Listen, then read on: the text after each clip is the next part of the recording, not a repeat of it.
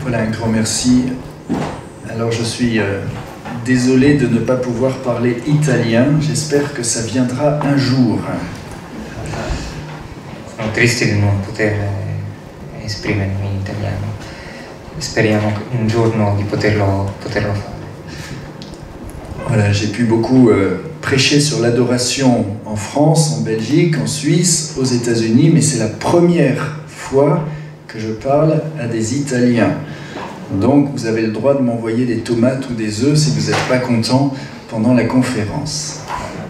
Mi è capitato di parlare, di predicare sull'Eucaristia in Belgio, in Germania, negli Stati Uniti e in un altro paese che ho dimenticato. In Italia è la primissima volta e se non siete soddisfatti accetto che mi tiriate i pomodori. Alors, j'aimerais d'abord saluer Maddalena qui est au fond et qui a un rôle très important pour cette chapelle d'adoration perpétuelle. Et il faut beaucoup prier pour votre coordinatrice. Si on a une bonne coordinatrice, on peut être sûr que l'adoration perpétuelle continuera longtemps. Voglio cominciare per ringraziare Maddalena che coordina tutta la realtà della nostra adorazione perpetua qui, su cui riposa un lavoro grosso, e dobbiamo pregare molto per lei, perché se la coordinatrice, il coordinatore riesce a fare il suo lavoro, ne dipende il successo della missione.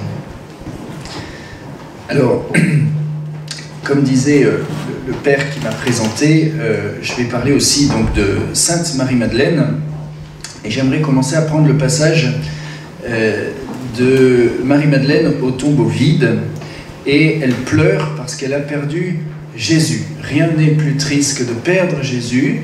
Notre monde pleure car il ne connaît pas l'amitié avec Jésus. Cominciamo subito a parlare di Maria Maddalena e del momento in cui, dopo la morte del Signore, sta davanti alla tomba e piange perché ha perso il suo Gesù. Nulla è più triste di perdere Gesù nella vita e il mondo attuale piange in definitiva per questa ragione. Et soudain, elle voit un homme qui est là, mais elle reste sur les apparences. Elle pense que c'est le jardinier. All'improvviso le appare qualcuno che però non riesce a riconoscere e lo prende per il giardiniere. Et dans l'évangile de Saint Jean, il nous est dit qu'elle va se retourner une première fois et elle voit le jardinier, elle reste sur les apparences, et ensuite elle va retourner son cœur et elle va reconnaître Jésus ressuscité devant elle. Il Vangelo di Giovanni ci dice che lo guarda quest'uomo una prima volta e poi si gira e rimane sulla sua impressione. E dopo invece averlo visto per la seconda volta si raccoglie in se stessa e lo riconosce come il suo Signore e Salvatore. C'est un petit peu comme nous lorsqu'on vient à la messe ou lorsqu'on vient devant le Saint-Sacrement, on s'est retourné de chez nous, on est venu, mais lorsque le prêtre élève l'hostie, si on reste sur les apparences, on va dire ça n'est que du pain, comme Marie-Madeleine qui dit c'est que le jardinier. Ecco, una cosa simile può accaderci quando la domenica o qualsiasi volta che andiamo a messa e ci muoviamo da casa e arriviamo in chiesa e assistiamo alla messa, però nel momento in cui l'ostia viene elevata possiamo rimanere alle apparenze e quindi non compiere questo movimento interiore di conversione e di fede.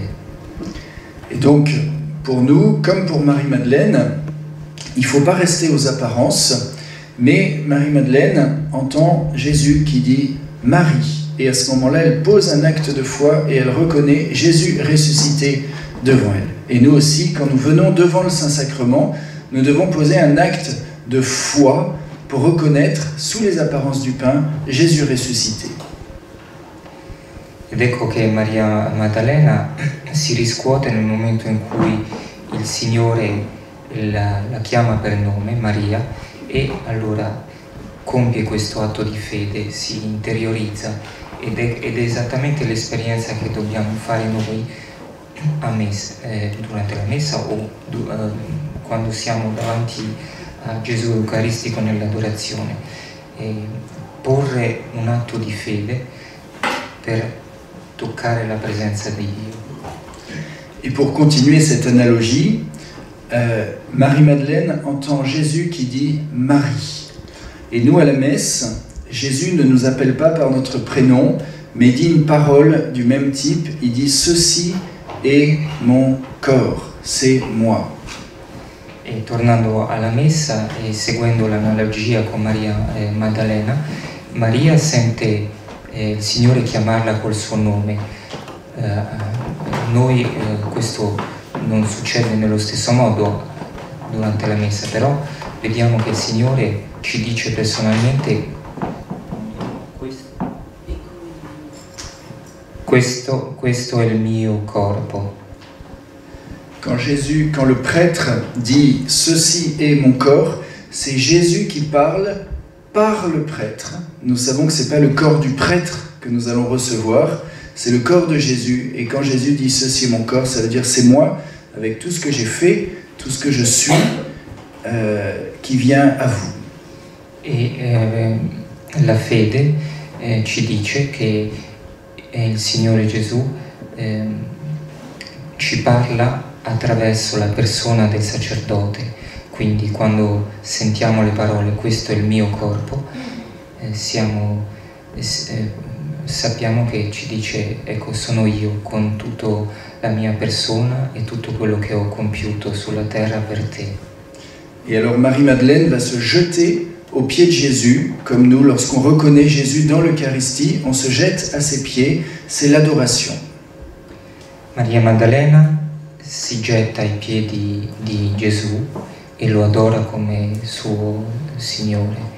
E noi facciamo la stessa identica cosa nell'adorazione eucaristica. Et Marie-Madeleine va dire Rabouni. Il y a deux dimensions dans ce terme. À la fois, elle reconnaît son Seigneur et son Dieu. Elle se prosterne devant lui. Mais il y a aussi une note de familiarité. Elle dit « Mon Seigneur, à moi ». Et de la même manière, dans l'adoration, il y a ces deux dimensions. À la fois, on reconnaît notre Seigneur, notre Dieu. On veut se prosterner devant ce Dieu tout-puissant. Mais en même temps, on sait qu'il nous aime. Il a pris notre nature et on peut l'aimer dans cette dimension d'adoration. E così come Maria Maddalena si rivolge al Signore con la parola Rabbuni, che ha due aspetti, significa Signore, quindi anche Dio, ma ha una connotazione affettiva, di vicinanza affettiva. Così anche noi, quando adoriamo il Signore, ci rivolgiamo a Lui credendo che è presente ed è il nostro Dio, ma consapevoli che ci ama e che possiamo ricambiare questo nome. Voilà, nous sommes comme Moïse devant le buisson ardent qui se prosterne humblement, mais en même temps nous savons que nous ne pouvons pas avoir peur de ce Dieu parce qu'il nous dit « Je ne vous appelle plus serviteur, mais ami » et il souhaite que nous l'aimions avec toute notre personne. Siamo un po' come Mosè davanti al roveto ardente, quindi prostrati come creature dinanzi al loro creatore, ma consapevoli che non possiamo avere paura di questo Signore che ci ha amati come ci ha amati. Et donc après avoir adoré Jésus ressuscité, Jésus change ses larmes, sa tristesse, et il envoie Marie-Madeleine annoncer la bonne nouvelle. Elle est l'apôtre des apôtres. Et nous aussi, après avoir adoré Jésus dans l'Eucharistie, Jésus vient sécher toutes les larmes de notre cœur de notre corps et il nous envoie, il fait de nous des témoins, des apôtres, des missionnaires. Ed ecco che Maria Maddalena, passando attraverso l'adorazione, asciuga tutte le sue lacrime e subito dopo il Signore la manda come prima missionaria, come primo apostolo degli apostoli, ad annunciare la notizia della risurrezione agli apostoli. E così anche noi dobbiamo vivere questa esperienza di passare dall'adorazione al trovare consolazione a tutte le nostre sofferenze e poi diventare annunciatori dell'amore di Dio. Nous voyons comment Marie-Madeleine nous aide à adorer. Et si je reprends le pape François, vous savez qu'il a donné cette année de la miséricorde que nous avons pu vivre d'une manière plus particulière. Et il avait aussi dit que dans sa première encyclique, que nous devons être des disciples missionnaires. C'est les trois dimensions de la vie de Marie-Madeleine, l'expérience de la miséricorde, pour être un disciple qui aime Jésus, qui écoute Jésus, qui est au pied de Jésus, et pour être ensuite un missionnaire, un apôtre et un témoin. Ecco, questa figura di Maria Maddalena c'è stata di nuovo, la sua importanza è stata di nuovo sottolineata da Papa Francesco, che l'ha presentata come colei che fa l'esperienza della misericordia divina e poi diventa missionaria. Grazie. Quindi dopo aver fatto esperienza della misericordia di Dio diviene prima discepolo del Signore e poi subito dopo missionaria. E così anche noi, rispettando queste tre tappe, possiamo imitarla. Voilà, nous devons vraiment, devant le Saint-Sacrement, faire l'expérience de cette miséricorde où on laisse Jésus nous regarder, on laisse Jésus travailler dans notre cœur pour devenir ensuite des disciples, c'est-à-dire des personnes qui écoutent la parole de Jésus, qui suivent Jésus, qui cherchent à imiter Jésus, et enfin apôtres. C'est les trois étapes de Marie-Madeleine, mais c'est les trois étapes que le pape demande aujourd'hui pour tout chrétien. Pour être un chrétien missionnaire, il faut passer la miséricorde, disciple et apôtre. Quindi il Papa Francesco, il nostro Papa Francesco sottolinea l'importanza di queste tre tappe. Imparare a lasciarsi guardare prima dal Signore, poi diventare discepolo ascoltando la sua parola, impregnandosi di quello che ci vuol dire, e poi in terzo luogo andare a diffondere il messaggio. Souvent on pense que l'adoration eucharistique est séparée de la messe, mais en fait il ne faut pas oublier que l'adoration eucharistique commence pendant la messe, et à 3 reprises le prêtre élève bien haut l'hostie pour que nous puissions poser notre regard sur le Christ dans l'Eucharistie avant de le recevoir dans notre cœur. A volte si pensa che l'adorazione eucaristica sia qualcosa di distinto dalla Santa Messa. In realtà, se siamo attenti, durante la Messa il sacerdote alza l'ostia già consacrata 3 volte per permetterci di posare il nostro sguardo su di esso e compiere un atto di fede verso la presenza reale del Signore.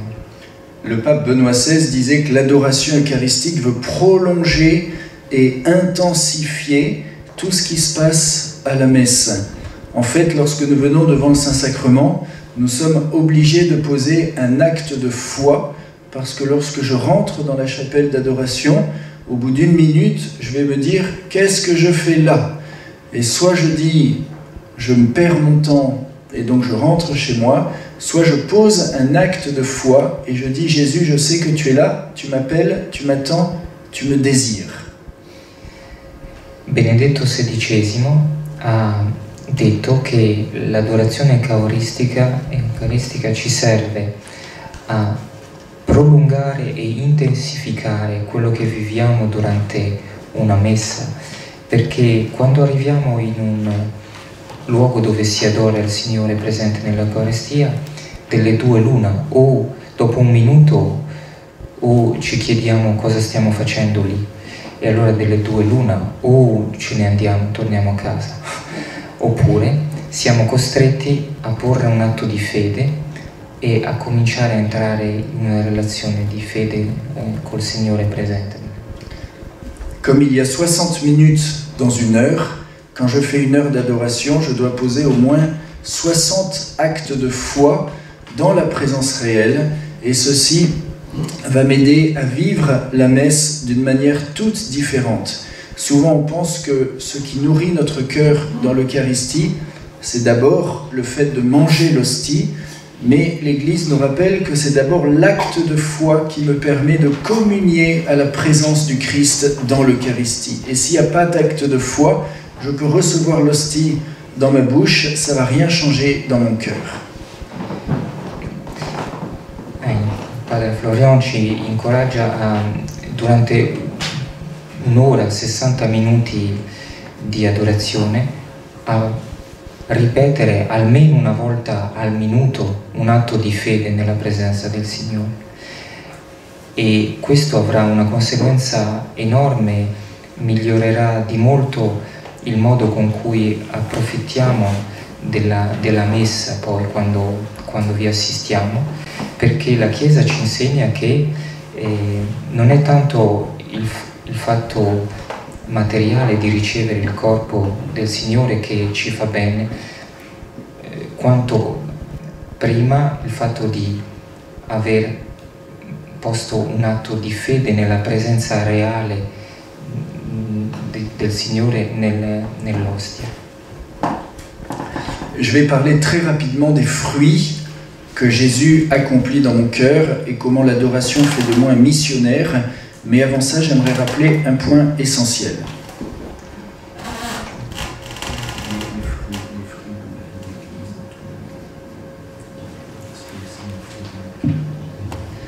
Ecco, adesso parlerò un po' di quelli che sono stati i frutti dell'adorazione eucaristica nella mia vita, e poi di un altro punto di vista. Voilà, le point qu'il ne faut jamais oublier, c'est que si on va adorer, c'est pas d'abord pour ce qu'on va recevoir, mais c'est pour ce qu'on va donner. Un primo punto molto importante è: vado ad adorare non tanto in vista di quello che potrei ricevere, quanto di quello che potrò dare. L'adoration eucharistique, nous dit le pape Paul VI, c'est un doux devoir. C'est un devoir parce que c'est le premier commandement dans la Bible d'adorer notre Dieu. Et notre Dieu, aujourd'hui, il se rend présent, il est à la fois à la droite du Père, Jésus, dans sa gloire, mais aussi présent sous les apparences du pain dans son corps. Papa Paolo VI ci ha detto che l'adorazione è un dolce dovere. In realtà, appunto, il primo comandamento di Dio è: adorerai il Signore tuo Dio, e noi sappiamo che Dio è presente, è in cielo, ma anche presente nella Santissima Eucaristia. Il faut comprendre que Jésus est le premier pauvre qui souhaite être servi par ses enfants. Lorsqu'on parle du service, on parle beaucoup du service des pauvres, on va en parler, mais d'abord Jésus lui aussi a besoin d'être aimé pour lui-même, et il est présent dans l'Eucharistie comme dans sa personne divine, en tant que personne divine. Gesù è anche il primo dei poveri che desidera essere servito dai suoi fratelli, e oggi sentiamo spessissimo parlare di aiutare i fratelli poveri, ma possiamo vedere il Signore prima di tutto così, e poi parleremo del servizio ai poveri. Nous n'avons pas eu le privilège de vivre il y a 2000 ans et de pouvoir poser ces actes d'amour comme les amis de Jésus, mais lorsque nous venons devant le Saint-Sacrement, nous pouvons faire les mêmes actes par notre foi, et nous pouvons être sûrs que Jésus attend de nous aussi les mêmes actes d'adoration que ses amis ont pu lui donner il y a 2000 ans. Non siamo stati testimoni della vita terrena di Gesù, non abbiamo avuto la fortuna di poter esprimere il nostro amore direttamente. In realtà ce l'abbiamo oggi. Quando andiamo ad adorare possiamo dirgli che lo amiamo nello stesso modo. Si je prends un exemple tout simple, on pense aux rois mages qui sont venus adorer l'enfant Jésus il y a 2000 ans, et ils ont été confrontés à deux grandes épreuves. D'abord, l'indifférence de Jérusalem, un petit peu comme nous pour les fêtes de Noël, on voit la ville qui s'illumine, mais est-ce que c'est vraiment l'attente de Jésus ou c'est l'indifférence par rapport à Jésus? Et les rois mages ont dû être surpris en arrivant à Jérusalem de voir que toute cette fête n'était pas centrée sur la présence du nouveau-né. Première épreuve. Se pensiamo poi ai re magi, sempre tornando a quello che è stata la vita terrena del Signore, possiamo dire che hanno conosciuto due grandi prove, e la prima è stata quella di constatare che le luci di Gerusalemme non erano accese per far festa e prepararsi alla venuta del Signore, quindi questa pena che hanno conosciuto. Et c'est une épreuve pour nous aussi de voir l'indifférence qu'ont les gens, ou même les chrétiens, devant la présence réelle de Jésus dans l'Eucharistie. Souvent nous avons la présence réelle de Jésus d'un côté et l'absence réelle de l'homme de l'autre. Ed è anche per noi una prova il vedere che le persone, tante persone che ci circondano, rimangono indifferenti o non credono nella presenza del Signore, e quindi possiamo parlare della presenza reale del Signore nell'Eucaristia da una parte e l'assenza reale della gente dai luoghi di adorazione. Et il y a une autre épreuve très dure pour les rois mages. Lorsqu'ils sont arrivés à Bethléem, ils ont vu la pauvreté de Jésus. Je me suis toujours demandé comment ont-ils fait pour reconnaître dans ce petit bébé-là la présence de notre Dieu qui s'est incarné. Et je pense, après réflexion, qu'ils ont tout simplement regardé Marie, et en regardant Marie, ils ont compris qu'il y avait Jésus présent ici. Et donc nous aussi, lorsqu'on vient adorer le Saint-Sacrement, on est toujours choqué, on peut être choqué par cette pauvreté de Jésus sous les apparences du pain, et nous sommes appelés à prier avec Marie. C'est elle qui nous aide, qui nous donne la foi dans la présence de Jésus dans l'Eucharistie. E la seconda grande difficoltà che hanno conosciuto i re magi è stata certamente il fatto di scoprire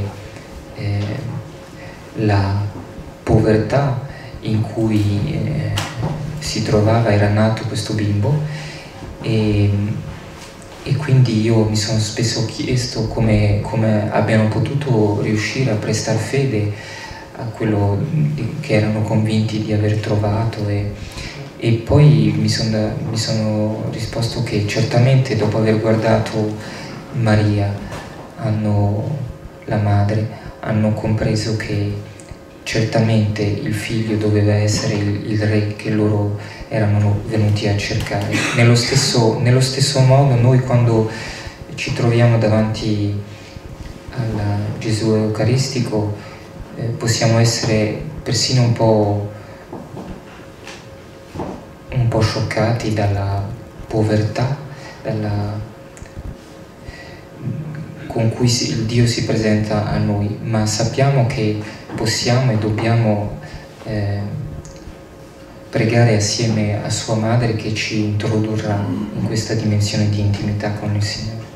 Donc quand on me demande comment faire pour adorer l'Eucharistie, je dis c'est très simple, il faut regarder comment les amis de Jésus ont approché Jésus, et il faut voir ce que Jésus a fait pour eux, et nous pouvons tout simplement les imiter, faire comme eux en approchant Jésus aujourd'hui sous les apparences du pain, et tout ce que Jésus a fait pour eux il y a 2000 ans, il le fait pour moi aujourd'hui.